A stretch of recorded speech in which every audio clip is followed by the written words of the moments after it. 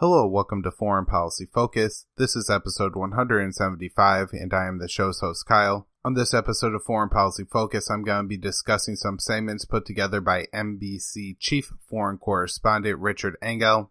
In those segments, Engel puts together a narrative and a worldview where Russia is the aggressor and that the United States and Western countries have sat idly by on their hands while Russia stole the Crimean Peninsula and propped up a brutal and evil dictator Assad in Syria, and has finally shown his hand a little too much by the Sergei Skripal poisoning in the UK, and this is prime time for people to start standing up against the ultimate bad man, Vladimir Putin. He does this by telling lies, by telling mistruths, by distorting the facts, and basically giving the viewers of the programs that he's watching, that, he's on, a very distorted view of the world. So I'm going to, debunk the myths and point out the lies and break it all down for you. So foreignpolicyfocus.libsyn.com, libertarianinstitute.org for those of you who like to share the show. Last thing I'll point out before you just jump into the clips is that the four segments weren't necessarily a series. I think they all ran on March 30th on various shows on MSNBC. And so at times, the clips may not flow together super well. I picked about 10 minutes or so of clips out of the 40 minutes worth of segments, and I will link to the YouTube video with all the segments in the show notes page. That way you can see I'm not misrepresenting what he's saying in any way if you want to watch the whole thing for yourself. The world changed since Sergei Skripal, a defected Russian spy, and his daughter Yulia were found poisoned on a park bench here. The incident sparked the worst diplomatic crisis between Russia and the West since the Cold War. Britain kicked things off by ordering 23 Russian diplomats, many of them presumed to be thinly disguised spies, to leave the country. 26 other countries soon followed suit, and something truly remarkable happened. The Trump administration, which has been very reluctant to impose any sanctions on Russia, joined in, ordering 60 Russian diplomats to leave the country. Our government has finally decided to tell Putin that enough is enough, and it's saying it together with other Western countries, what we used to call once upon a time the free world. Yesterday, the Kremlin responded in kind, ordering 60 Americans out of Russia and shutting down the American consulate in St. Petersburg. All right, to start off with the idea that the Sergei Skripal poisoning should have changed the world, it seems kind of ridiculous to me. If you look at places like Syria, Yemen, Libya, around the world, tens, if not hundreds of people are dying in brutally, armed conflict kinds of ways every single day. And here in the UK, you have a case where a man and his daughter were poisoned. His daughter, Yulia, is now making a pretty significant recovery and is in stable condition. And the only other person to be affected by the chemical weapon was a police officer who has since made a recovery. And so while, you could say that this is an important event and that, this type of chemical weapon being used within the United Kingdom certainly is a unique crime, and it could be, is a serious crime, even though luckily nobody was killed, it certainly shouldn't be considered like a 9/11 style event that would really, be a world changing event as he likes to portray it as. However, the event has resulted in quite the terrible diplomatic situation. Rather than wait for evidence and go through the treaties that have been set up to resolve these type of disputes where chemical weapons being used, there's a chemical weapons treaty that Russia, the UK, and US are all members of. And in fact, under that treaty, Russia has destroyed all of its chemical weapons as verified by the rules of the treaty, where the UK and US have not lived up to that portion of the treaty yet. But in that treaty, Russia is supposed to, be presented with evidence, or not evidence, I guess, a sample of the agent used, as well as, specific evidence, kind of like in any trial, you have discovery, right? But the European countries, the UK, the US, haven't done this yet. They've just immediately said that Russia did it, and it looks like Russia did it, so we're going to say Russia did it. And if we say Russia did it a whole bunch of times, everybody's going to assume that Russia did it. And then if we do that and then we start expelling Russian diplomats, then everybody's going to assume that we definitely know that Russia did it, because we're not irresponsible and we just don't start kicking people out of our country without proof. But That seems to be more or less what's happening and what's going on. One of the most disturbing parts about this is the glee that Richard Engel finds in that this diplomatic crisis is occurring. Of course, at least during the Cold War, I don't know, I wasn't alive then, but it seems to me by the way everybody talks about it and how it's presented, that people understood that there was a serious, problem between the United States and USSR, and that diplomatic relations being good between those two countries meant that we were further away from nuclear warfare and wiping out the human race. It seems that this has been lost, especially at least on the NBC chief foreign correspondent, and he's happy that the diplomatic tensions between the United States and Russia aren't as good as they were just a little bit ago. He makes this point, and we'll address this again as it goes on, but that it's remarkable that Trump responded to Russia in this way, and this really seems confusing to me. Trump just put sanctions on Russia a couple weeks ago, and the United States continues to carry out provocative acts against Russia over, the skies of the Baltic Sea, flying our planes and spy planes very close to Russian airspace. And so it's not like Trump hasn't done anything that would at all be a slight against Russia. It's just that Trump hasn't been, staying on the stage saying that Russia's the ultimate evil, and that's what people want him to say. Also, one of the things I'm going to talk about is kind of this recurring propaganda that he throws in there. A lot of these are throwaway lines, but they carry a large emotional impact. And the one I want to point out from this clip is when he says, what was once called the free world, saying that Russia has incurred on the Western countries so much that we're no longer free. I mean, the accusation there is preposterous. All right, now I'm going to move on to the next clip. Will the expulsion of some diplomats be the end of the story? Or are we going to find a way to curb Putin's ambitions? Because they seem to be unlimited. When the Cold War ended, we moved on. We started treating Russia as a relatively poor and underdeveloped country that no longer posed a threat. That's not how Vladimir Putin saw things. For the past 18 years, he's been working to make Russia a world power again. He's invaded countries, manipulated social media, tried to influence elections and corrupted officials, all in order to show the world that Russia matters. And for the most part, we let him do it. This is one of the clips that I think is probably the most misleading and there's the most lies in. In the very first part of it, just kind of saying, will the expulsion be the end of it or will more to be done? Again, it's seeming to encourage and wanting more to be done that would worsen the diplomatic relationship between the United States and Russia, so that Russia will fall in line and do what Richard Engel thinks is best, which is a completely ridiculous way to carry out foreign policy and it really doesn't and won't work. But he goes back and says that after the fall of the USSR, Russia no longer became a threat to the United States. And in a way, I guess this was true. It was no longer the existential battle between capitalism and communism in the United States and its citizens, I'm sure, felt less of a threat from Russia. But at the same time, the Russian nuclear capabilities still existed. And during this time, I'm sure the Americans moved closer to having first strike capabilities, but it always remained a possibility that Russia,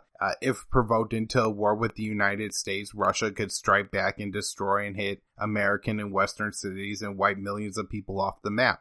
Now, as Richard Engel would have you believe, that during this time after the post-Cold War in the 1990s, that everybody was just happy and at peace, but then, the Russians kind of just sat there and stewed. But in reality, Bill Clinton expanded NATO, even though, Bill Engel said the Americans didn't view Russia as a threat. The alliance that the Americans and the Western countries put together to fight against Russia continued to expand and then start to include countries that were once Soviet countries in the 1990s, mainly Poland, which even shares a border with Russia. And so from one perspective, like the perspective of the United States and Richard Engel, I guess you could say, well, it doesn't seem like much was going on between the United States and Russia during the 1990s. But from the perspective of Russia, when our border is now, butting up against the border of NATO, the threat has become real. And for the chief foreign policy correspondent here to not understand that, is kind of unacceptable.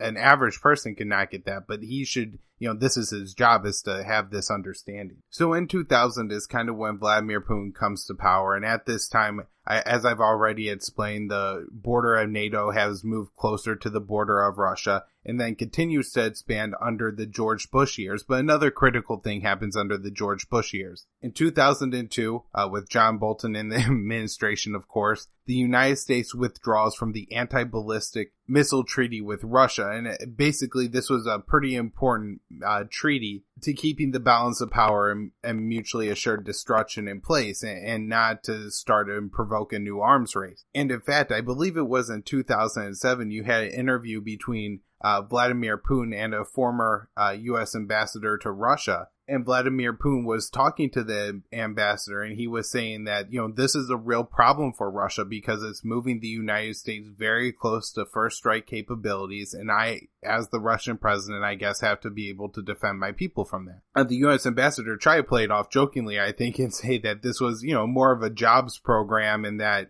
building missiles was just a way for the United States Congress, to have a boondoggle and then be able to get kickbacks from the military industrial complex. But Vladimir Putin said, well, at the missiles work, then this is a real problem for Russia. And of course, the United States has deployed Patriot missiles to Poland and deployed THAAD missiles to Guam and South Korea. And so this is all on, Russia's borders, and is a real threat as perceived by the Russian. He also presents this as Vladimir Putin having endless ambitions, when I think if you look at it, you can see pretty clearly what Putin's ambitions are. Crimea is strategically important to Russia, and in a later clip I'll get into that situation a little bit more to explain it. Vladimir Putin, with the development of the new nuclear weapon capabilities, again, is just a deterrent against the United States' expansion and withdrawal from the ABS treaty. And Assad was a key ally of Vladimir Putin and was strategic in keeping the Russian base along the Mediterranean Sea by staying in Syria and having Assad remain in power in Syria. And so this being the interventions of Russia doesn't represent somebody with global and unlimited ambitions looking to, reinsert the USSR and blanket the entire globe with it. This is just somebody looking in the, kind of immediate interest of their country, and far more so than what the United States does. I'll go and play the next clip. They had clearly been poisoned, but with what? It took days for experts to establish that it was a top-secret Russian nerve agent called Novichok. Novichok is really a super weapon of mass destruction. Hamish de Breton-Gordon, a former military commander and one of the top British experts on chemical and biological weapons, walked us through the crime scene. If you breathe in sarin or VX or a Novichok, it generally kills you within seconds, if not minutes, because it destroys your nerves. You stop breathing, your heart stops, and you die. So how much would it take to seriously injure, if not kill, these two people? A quarter of a pinhead. We're talking absolutely tiny amounts of this stuff. Any chance that someone else other than the Russian state could have done this? I think it's 1 in a billion chance that it's not the Russians. I'm absolutely certain it is them. Is that the only place in the world where these poisons are made? Absolutely. And Novichok is a Russian nerve agent. Okay, so here we have the discussion on the Sergei Skripal poisoning and the Novichok agents being used. Now, as I've explained on past shows, that I actually read an article by one of the USSR scientists that ran the facilities where the Novichok agents were developed, and said that they never referred to them as that, and that only one scientist who apparently lived in exile in the United States published a book in 2008 with the actual formulas for the Novichok agents in them, calls them the Novichok agents. But you hear in the report how they're referred, like this is just one chemical weapon, when in fact it was the name given to a series of chemical weapons that were being developed by the USSR, and I believe there was about 4 in total. Now, one of the things that doesn't make sense to me, but we don't get Richard Engel even asking or raising the question, which is, this is supposed to be the most deadly, 10 times more deadly than VX gas, and yet 3 people exposed to it and nobody is dead yet. Doesn't this seem odd or strange to anyone in that kind of situation? And we never, get that question raised. towards the end of that clip, there's a portion where he talks about the factory remained open where the Novichoks were developed until the 1990s. So there's some critical information here that facility actually wasn't in Russia. And I've talked about this in MSNBC doing this before, where they conflate Russia and the USSR. So that anything that the USSR did, Russia is now behind and responsible for. And in a lot of ways, Russia was the main and strong country behind the USSR. And I'm sure that the Russian government now has all the intelligence and all the information, or at least most of it, that is to be had that the USSR had. But at the same time, the USSR was a collection of states, and the plant where this was actually developed was in Uzbekistan. And so after the fall of the Soviet Union, even if this plant remained open until the 1990s, it wasn't within Russia. And so they more or less lie about that straight up in the broadcast there. The other thing they don't mention is that it was actually the Americans that were involved in the destruction of this factory that was then in Uzbekistan. And then there's the claim that, 1 in a billion, Russia is definitely behind it. Yet we really don't have the proof that Russia is behind it. So again, nobody seems to want to address that problem, that this is somewhat done without proof, and it just seems like Russia. And you have the problem that, the formulas are out there. So this could be developed in any country that has a situation like Russia, so that, United States, UK, Israel would all have the abilities to manufacture this kind of weapon. Move on to the next clip. Russia officially stopped producing nerve agents after the Cold War ended. But last night, the BBC played video it says proves that the factory Shikani was still operating well into the 90s. But Ugolev insisted that anyone could have bought or stolen the formula. Any chemistry graduate from a good university can make it. There is nothing complicated about it. To make something as sophisticated as the Novichok is just not possible. This stuff is so technical, the facilities, resources, expertise, finance you need to make it. Only a state like Russia could actually do it. But phrasing it as a state like Russia is just a really disturbing and misleading way to do it. Russia isn't, one of the only unique things about Russia really as far as a state goes is that it has a large amount of nuclear weapons. But Russia isn't a particularly wealthy or advanced country in other ways, and there's no reason, like I said, that the US, UK, Israel, several other Western countries wouldn't have the facilities to make, and, they are supposedly, designing ways to counteract these chemical weapons by testing and having these facilities in their country. Now I'll play the next clip. Investigators are going to have a whole lot of questions for her. Where, when, who? But what they don't need to ask is why.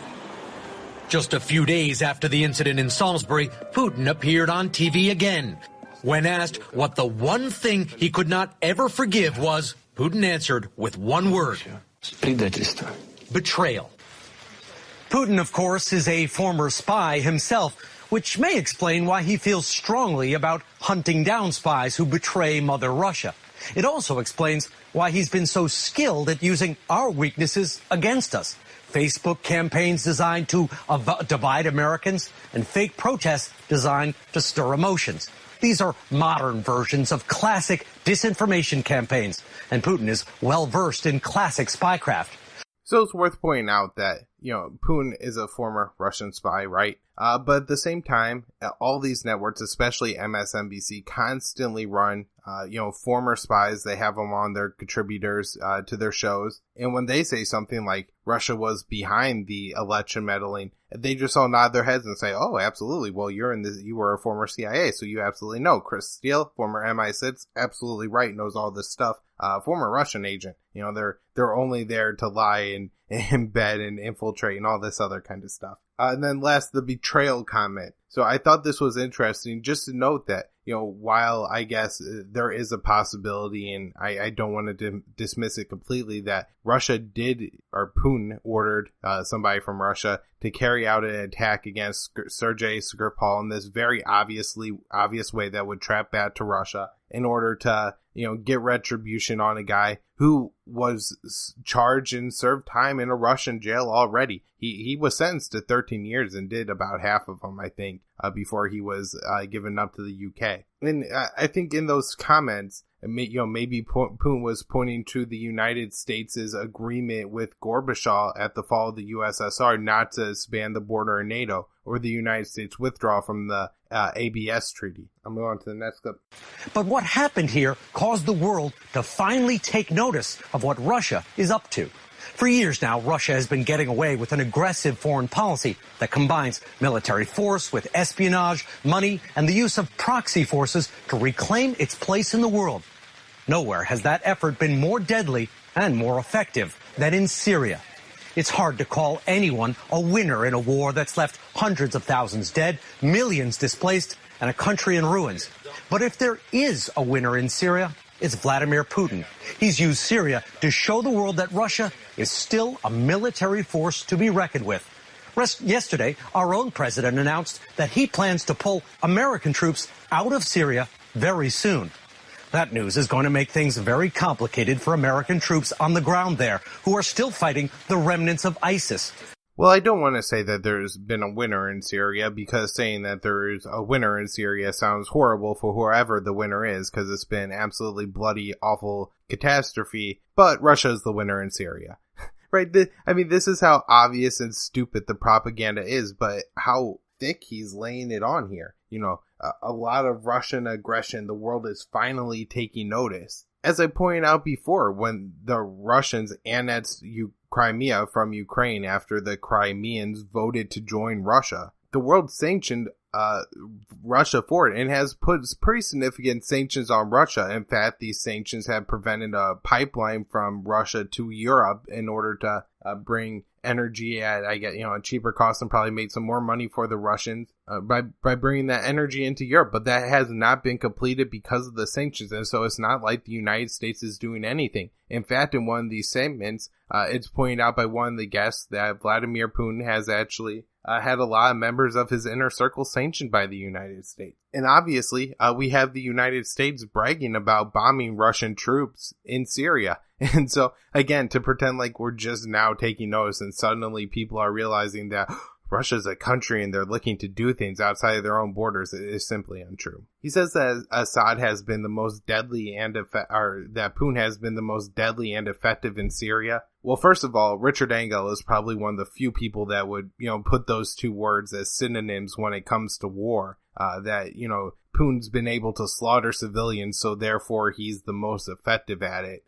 When we know that, especially in the Middle East, that slaughtering civilians has just led to more insurgencies and has made it a lot more harder to accomplish your missions in these countries. Engel points out that, what Russia has been able to do in Syria shows that Russia is still powerful. And what it shows is that Russia still has their nuclear deterrent, but everybody already knew this all along. When Russia got involved in Syria, they kind of more or less said that, if the United States really wants to continue this Assad must go policy, the United States has to start bombing Russia to get rid of Assad. But that wasn't going to happen because bombing Russia means nuclear war that neither country is going to win and every single person on the planet is going to lose. And so it doesn't happen. So yes, Russia has a nuclear deterrent, but they've always had that. That wasn't going to happen. In fact, the one thing that really showed that to the rest of the world wasn't necessarily Russia getting involved in Syria, but the United States getting involved in Syria. In the last part of this clip, he plays, the portion where Donald Trump comes out and says, you know what, time to leave Syria. And this is a great thing and we should all be happy about. But like I said, that he's pretty much saying that this is an admission of defeat. This is very similar to the way that the right-wing correspondents treated Barack Obama during the Syrian civil war, and really with the withdrawal of troops from Iraq. And so they're really going to put this on Trump to say that if you withdraw or if you do anything to lessen the U.S. aggression in Syria, then we're going to say it's your fault if anything bad happens after. Move on to the next clip. I think this is a YPG one. The brave stand these men and women took captured the world's attention. They were the first to stand up to ISIS and fight back. Eventually, U.S. forces came to their rescue. Then, a handful of American Special Forces operators came in to help.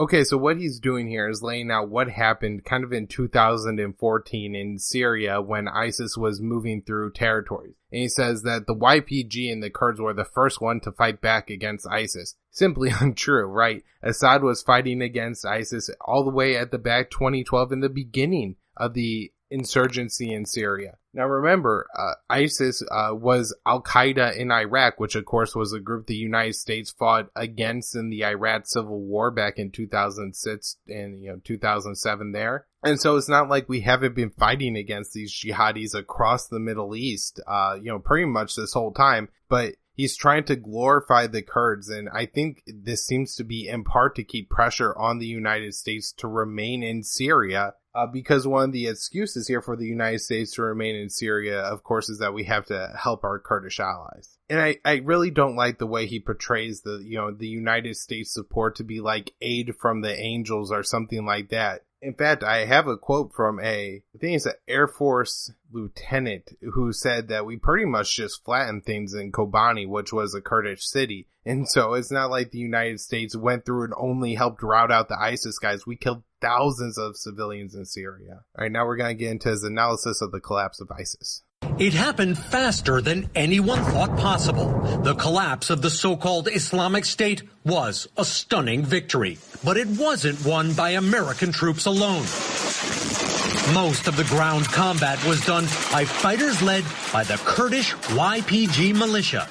Their secular values and fighting spirit. Okay, so now we get the portrayal of the defeat of ISIS being exclusively to the United States and the YPG, the Syrian Kurds, when a lot of the fighting was done by the Shia militias, a lot of them backed by Iran, backed by Assad, backed by Russia. Some of the fighting and rousting of the Islamic State was done by other Sunni rebel groups, but it most certainly was not done exclusively, and probably even not mostly, by the YPG. I'm not saying that the YPG certainly didn't play an important role in the fall of the Islamic Caliphate, and there certainly wasn't a lot of, justice and reason to, be in favor of the Kurds taking cities back from ISIS. But at the same time, this presentation that the United States and the YPG moved through and they took out ISIS and they restored these cities to their former glory, and now everybody's able to be free and fair in these cities is just simply a misrepresentation of the situation on the ground. The Kurds are brutal to other minority groups like the Yazidis, both in Iraq and Syria. And the Kurds have a lot of very stringent Marxist beliefs, and there's no reason to think that this is, somehow the one superior group of people within the Middle East. Crimes are committed by all groups and all sorts of people, and when you have these wars going on, nobody's hands are clean. And so, that this is really a misrepresentation of how things are going. And the United States, like I said, has killed a lot of the civilians in these Kurdish cities. Oh, the other thing I could talk about is that in areas controlled by the Kurds that were of either mixed Arab or all Arab lands, the Kurds have really focused on trying to increase the amount of Kurds in those cities in order to, kind of change the population balance and give them more authority and rule in those cities. And so this hasn't been a simple clean cut that the Sunnis are the bad guys or Assad's the bad guys or Iran, Shia, Russia, whoever are the bad guys, and the YPG are the good guys. That's not the case. All right, then we're going to get a little bit more glorification of the U.S. mission here in Syria. With growing trust came growing support. The Americans helped arm, train, and mobilize a force of more than 60,000 fighters that drove the enemy out of one town after another. This was one of the most successful indigenous force partnership relationship that I think possibly in U.S. military history. But now that partnership could be coming to an end. President Trump said on Thursday the U.S. will be ending the mission in Syria. And by the way, we're knocking the hell out of ISIS. We'll be coming out of Syria very soon. Let the other people take care of it now.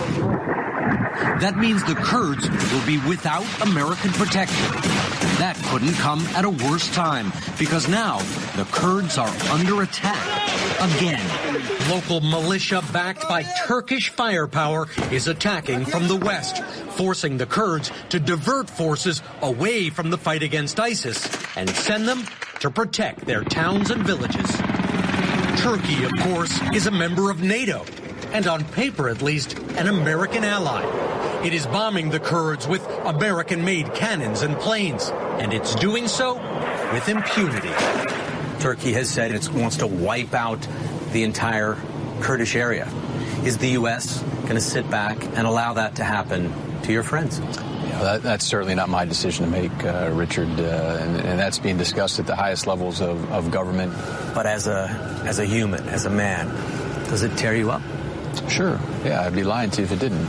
Okay, the first thing we have him describing is that the United States coming in and building up this 6,000-man force, arming and training the Syrian Kurds. Now, it's not like from the very beginning that we didn't know that this was a huge problem with our NATO ally, Turkey. Turkey voiced their concern day one, and a lot of other people did. I knew as soon as it started that this was eventually going to come to a head, and Turkey was eventually going to act against the YPG. In Turkey, there's a minority that is Kurdish, and there's a militia that either are terrorists, if you're the Turkish view, or if you're the Kurds, protect you from the oppression of the Turkish state. Either way, internationally, the PKK is labeled as a terrorist organization. The PKK has some relationship with the Syrian YPG that is backed by the United States, and Turkey believes that the YPG and the PKK are interchangeably the same group and are both terrorist enemies of Turkey, and Turkey looks to wage war on the YPG for that reason. And so it's kind of presented here that if the United States withdraws now, then the Syrian Kurds are in this huge problem. But this was a problem created by the United States getting involved in backing the Syrian Kurds in the first place, and it wasn't from the onset a very predictable problem that was one day going to come to a head. At one point, he presents this as the Syrian Kurds being somewhat surrounded, and I think he's talking about in Afrin, one side being attacked by Assad and the other side being attacked by Turkey. Again, this isn't the case, and I think he has to do it because he has to pretend like there's no other option for the Kurds. But there is another option for the Syrian Kurds, and it's been offered to them. It's not probably as good as the deal they would like to have, but before the invasion of Afrin, Syria at least agreed, or is reported to have agreed, to send Syrian troops to Afrin if the Kurds there would accept the rule of the Syrian government. The Kurds refused, and so the Syrian government didn't send their troops there. And more or less throughout the war, the Syrian Kurds and the Assad government have maintained somewhat of a ceasefire or agreement not to attack each other between the two groups. I think they both understand that as much as they don't like the other one, the worst rule for either would be the rule of the Sunni extremists and the Sunni majority in Syria. Yeah, and so Assad isn't attacking the Syrian Kurds, which is kind of how he lays it out here. And then the last little clip there is Richard Engel's asking General Braga, who is the United States commander of forces there, are we really going to stab the Syrian Kurds in the back? He says, well, that's made a higher decision than my level. And it's like, at the same time, we kind of went over here how, and he admitted in this clip, that the Syrian Kurds are leaving the fight against ISIS to go fight against the United States NATO ally in Turkey. And so it's a hell of a lot more complicated than us just stabbing the Kurds in the back. In a lot of ways, it seems like the Syrian Kurds made a decision that they had to know would have repercussions, like the United States moving away from supporting them if they went and fought America's NATO ally. All right, I'll play the next clip. There is a substantial amount of combat power sitting about 3 miles in that direction right behind you right now.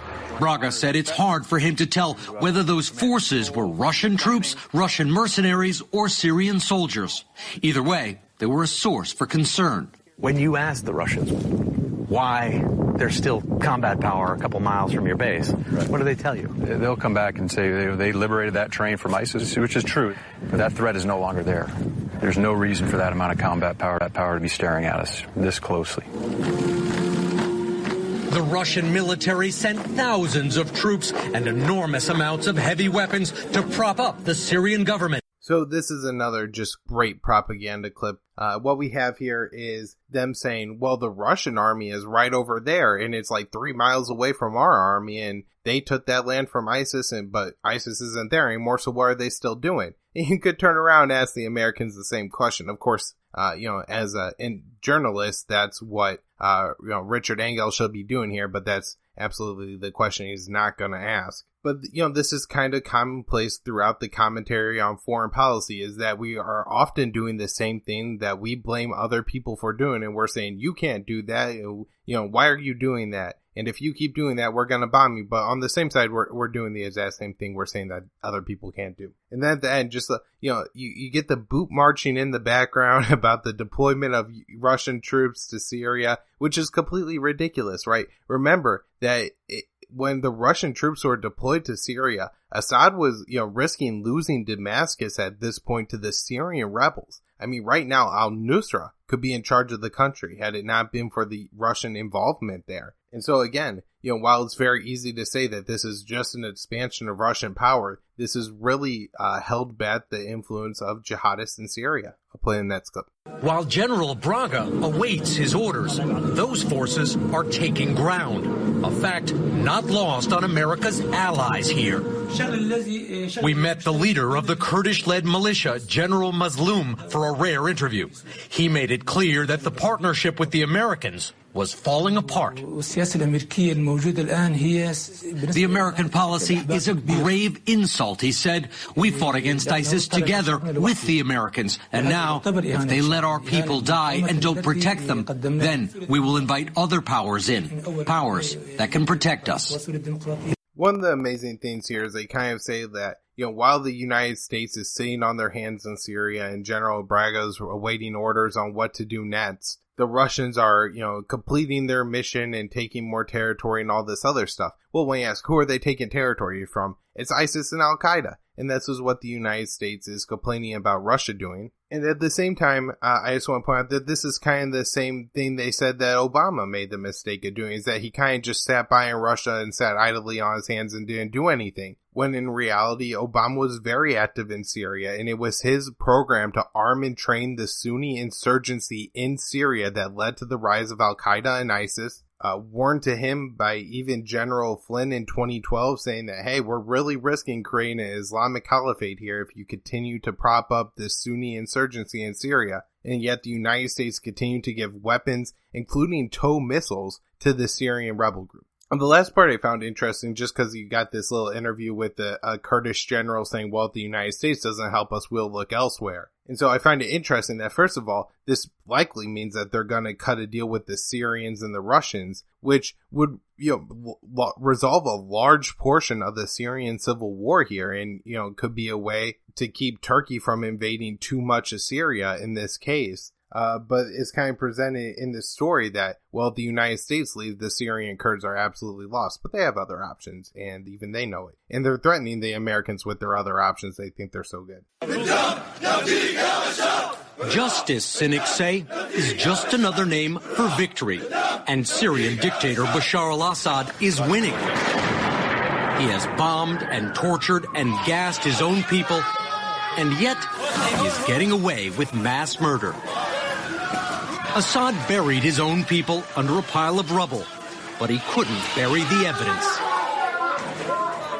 Okay, again, here we got a lot of propaganda. Assad tortures, Assad murders, Assad gasses his own people. I'll point out the gasses his own people separate, because I think I can pretty confidently say in every case that this was true and was not Assad. I will link to an episode that I did with Will Porter where we covered the Syrian chemical weapons allegations, and Will does a very good job going through and debunking all of them. But as far as the torture and murder goes, I mean, this is commonplace for the United States of America, and here we're pretending like it's a catastrophic thing that we must stop at all costs, including if it means getting into a nuclear war with Russia.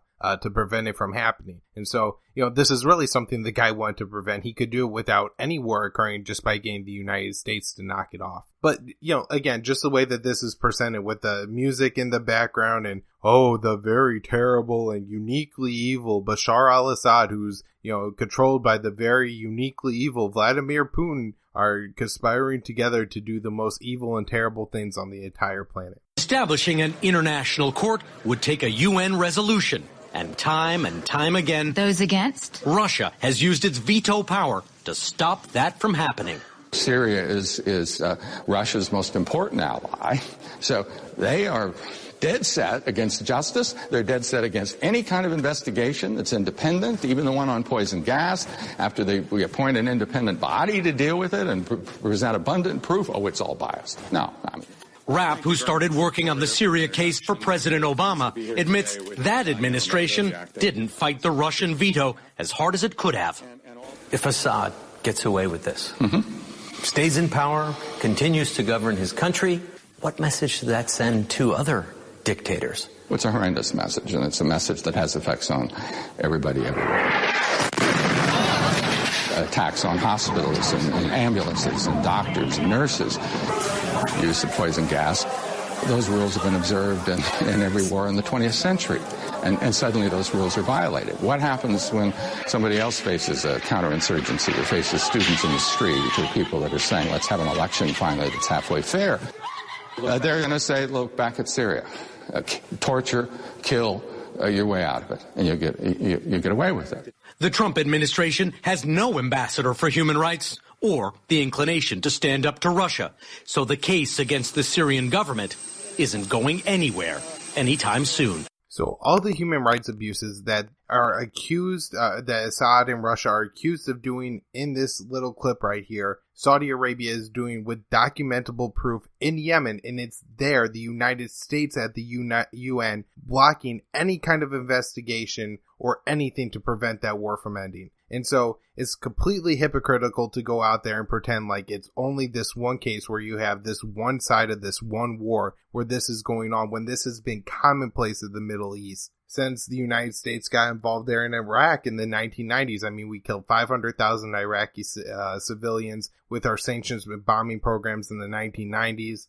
In the early 2000s, we had the torture and extraordinary rendition program where the United States was kidnapping people without any evidence that they were guilty and sending them to be tortured either in American prisons or in prisons of other dictators around the world. Saudi Arabia has caused a famine in Yemen, and now there's hundreds of thousands of people starving to death, hundreds of thousands of children starving to death in Yemen. And so, you know what, it's just so disingenuous to say, oh, well, we have this one horrific thing occurring in the world, and if it wasn't for Russia, we would be able to stop it. In Syria, it's a lot more complex of a case than you have in Yemen, where there's really only one major international power side, and that's the side fighting for Saudi Arabia in the Hadi coalition. When in Yemen when in Syria, you have Turkey involved and the United States involved on a separate side, two NATO allies fighting on separate sides, and then Russia on another side of the war, as well as, you know, the possible Israel-Iran conflict as well. It's a far more complicated situation in Syria. I'm going to play one more clip here